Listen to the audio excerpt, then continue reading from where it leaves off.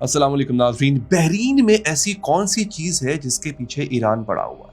America आखिर Bahrain को क्यों बचाना चाहता है? बहरीन में ईरान का फोकस इतना ज़्यादा क्यों है और ताबड़तोड़ हमले बहरीन पर हो क्यों रहे हैं? दोस्तों, न्यूयॉर्क टाइम्स ने एनालाइज किया, उसने एक रिपोर्ट दिया अभी सीरियसली कि extensively destruction to buildings inside the US fifth fleet headquarters in Bahrain. Bahrain में जो अमेरिका का फिफ्थ फ्लीट हेडक्वार्टर है, वहां पर सबसे ज्यादा तबाही हुई है। मुतादिद बिल्डिंग्स कंप्लीटली डिस्ट्रॉय हो गई है। ये फिफ्थ फ्लीट हेडक्वार्टर है क्या? आखिर ईरान की नजर इस पर दोस्तों क्यों है? और फिफ्थ फ्लीट हेडक्वार्टर इस जंग का नक्शा बदल सकता है। हुआ यह है कि दो बड़े रेडोम्स तबाह किए गए हैं, सैटेलाइट टर्मिनल्स तबाह हो चुके हैं, वेयर हाउस का आधा हिस्सा खत्म हो चुका हुआ है। और ये सिर्फ और सिर्फ, आप जान के हैरान होंगे, सिर्फ और सिर्फ शाहिद 136 जो ड्रोन है ईरान का, उसका कारनामा। एक ड्रोन की कीमत 20,000 है, सिर्फ डॉलर्स। सवाल यहां पर यह है कि ईरान फिफ्थ फ्लीट पर इतना फोकस्ड क्यों? ये सिर्फ एक फ्लीट नहीं है, ये अमेरिका की मशरिक वस्ता में 75% पावर का सिंबल है। अब इसको समझने के लिए आपको अगले चंद मिनट मेरे साथ रहना होगा। अब सबसे पहले समझिए कि फिफ्थ फ्लीट एग्जैक्टली है क्या। अच्छा, ये सिर्फ शिप्स नहीं है, जहाज नहीं है, ये कॉम्प्रिहेंसिव एडमिनिस्ट्रेटिव इंतजामी सेंटर है।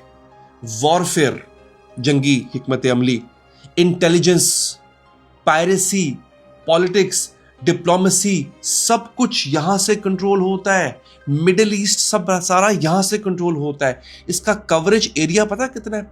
6.5 million square kilometres, 65 lakh square kilometres की बात कर रहा हूं। और ये क्या क्या कवर करता है मैं आपको बताता हूं।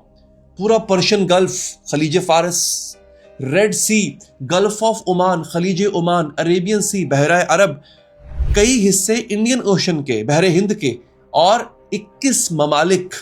ये इतना बड़ा है फिफ्थ फ्लीट।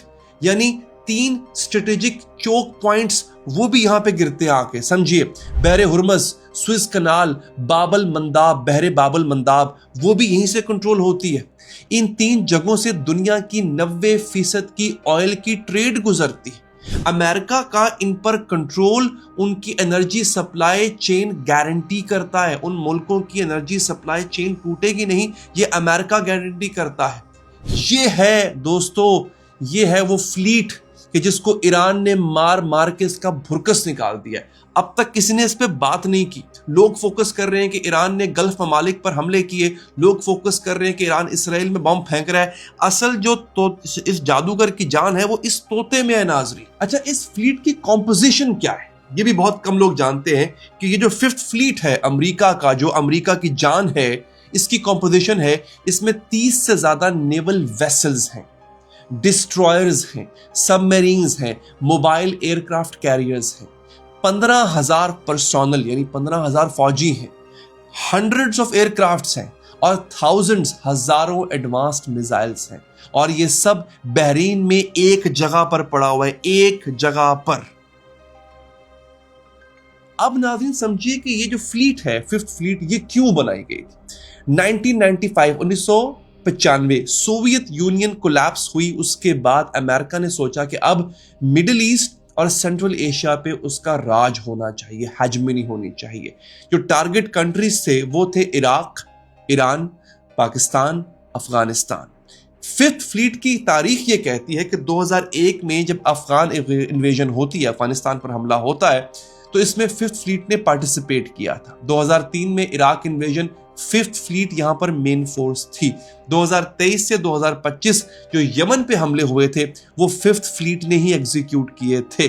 2026 ईरान पर हमला, फिफ्थ फ्लीट से सारी प्लानिंग हुई थी, ऑर्डर्स दिए गए थे और डिप्लॉयमेंट सारी यहां से की गई थी। ये फ्लीट अमेरिका की बैकबोन है मिडिल ईस्ट में। हर जंग यहीं से शुरू होती है। और ईरान अगर बहरीन पर आज ताबड़तोड़, या यूं कह ले कि बहरीन में फिफ्थ फ्लीट पर आज ताबड़तोड़ हमले कर रहा है, तो ये कोई छोटी बात नहीं है। तो अब समझिए कि ईरान क्यों आखिर फिफ्थ फ्लीट पर फोकस कर रहा है। इसके पीछे बड़ी सिंपल मैथ है। ईरान बहरीन के इस इलाके पर क्यों हमला कर रहा है? फिफ्थ फ्लीट 75% यूएस पावर रखती है मिडिल ईस्ट के अंदर। फिफ्थ फ्लीट अगर तबाह होती है तो 75% अमेरिका की जो पावर है वो खत्म हो जाएगी।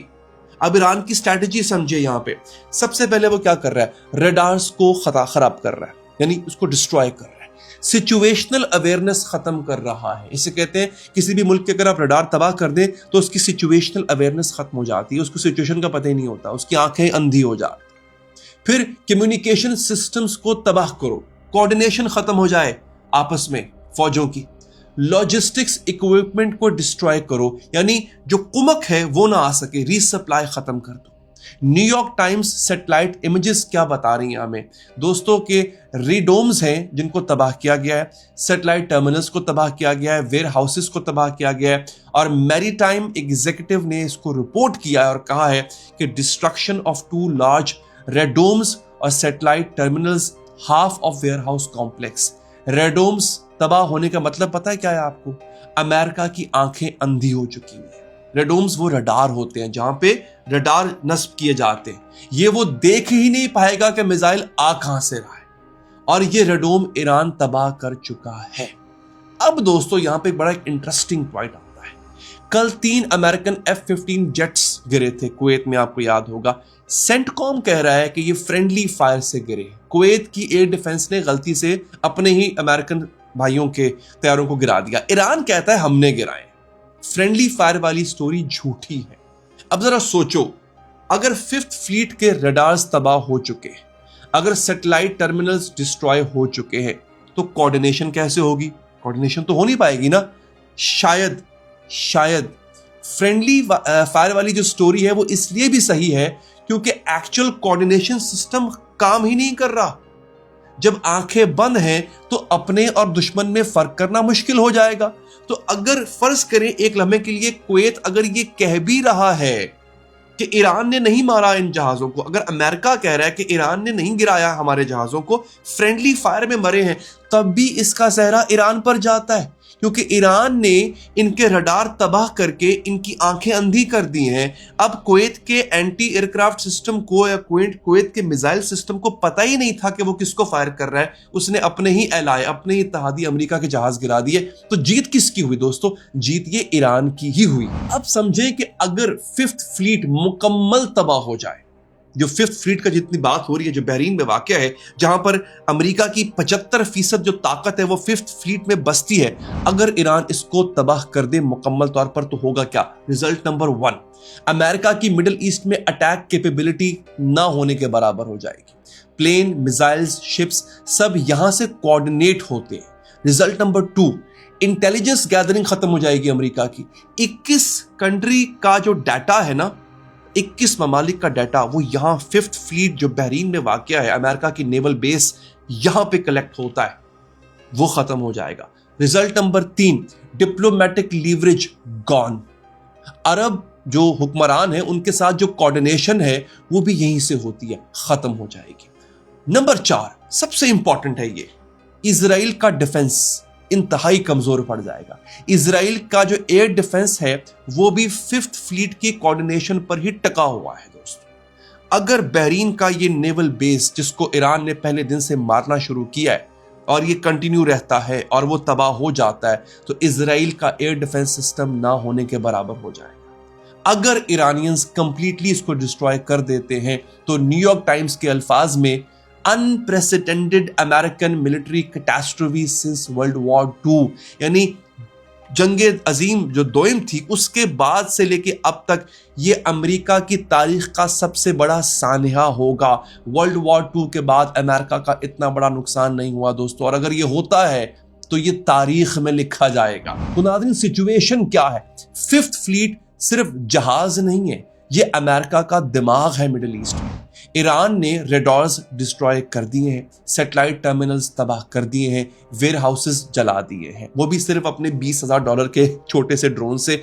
और उसको रोकने के लिए अमेरिका को $4 मिलियन के पेट्रियट मिसाइल भेजने पड़ते हैं उसको इंटरसेप्ट करने के लिए। और हाँ, बमबार्डमेंट अभी भी जारी है, बिना रुके, बिना मैनूवर किए इस वक्त भी ईरान बमबारी कर रहा है। ये फ्लीट अब एक बहुत ही वीक पॉइंट बन चुकी है। नाज़रीन, मिलते हैं अगले वीलॉग में, तब तक के लिए चैनल को सब्सक्राइब कीजिए, अपना ख्याल रखिए, अल्लाह ने के बाद।